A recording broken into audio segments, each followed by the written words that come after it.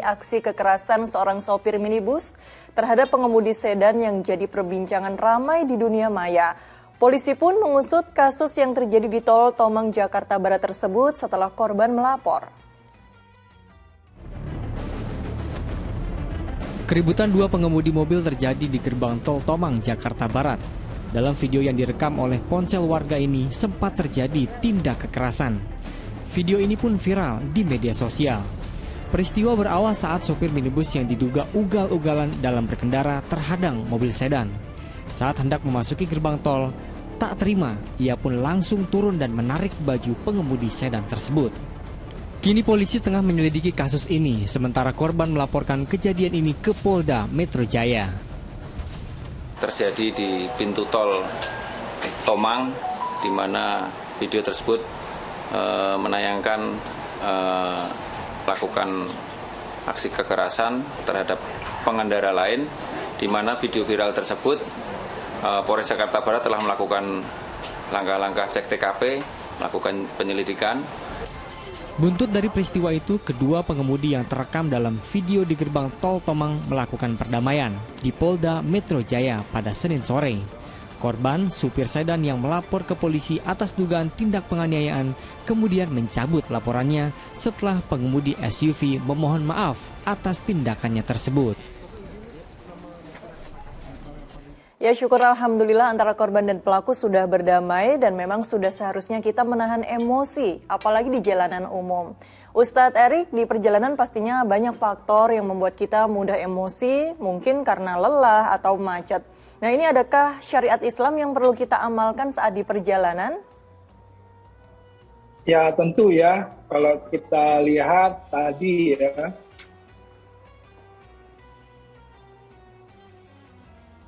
lebaran, apalagi di kota-kota besar. Jangankan ada orang yang ugal-ugalan, nggak ugal-ugalan pun, macet pun itu dituntut kesabaran yang tinggi ya.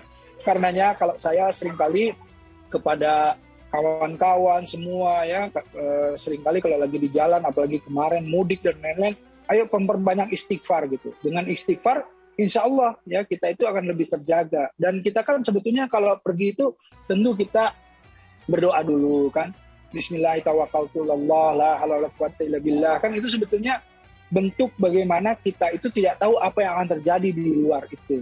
Segala macam musibah, bala bencana, mara bahaya, kita nggak tahu. Sesuatu yang kemudian muncul kejahatan atau muncul keburukan. Nah, karenanya kita selalu harus mengingat Allah untuk melindungi diri kita dari hal-hal yang tadi, yang buruk tadi. Baik itu buruk yang dari luar kepada kita atau dari keburukan kita sendiri kan, auzubillah min dzalik. Karenanya perbanyak istighfar, itu akan lebih bagus.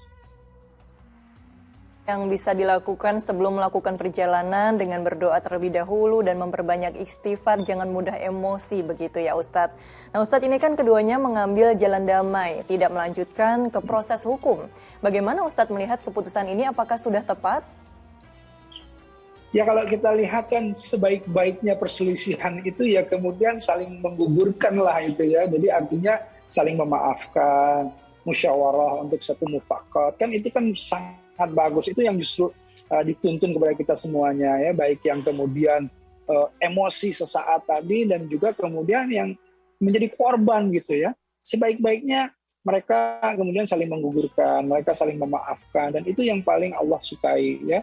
Kan kalau al-insanu makhluqat wa nizan, kita ini kan manusia yang sering kali hilaf, sering kali lupa, sering kali dalam kesalahan. Nah, karenanya ayo sesegera mungkin ketika merasa memang aduh itu lepas kontrol, salah, terlalu mengikuti nafsu gitu. Ayo segera gugurkan dosa-dosa itu dengan kita datang memohon maaf, memohon kemudian dengan ketulusan gitu ya, agar supaya kita dimaafkan, digugurkan, dan kita harus berusaha keras, berazam untuk tidak melakukannya lagi. Nah ini yang terpenting, jangan sampai ya kemudian berulang-ulang gitu ya. Ini kan satu pembelajaran lah buat kita semua.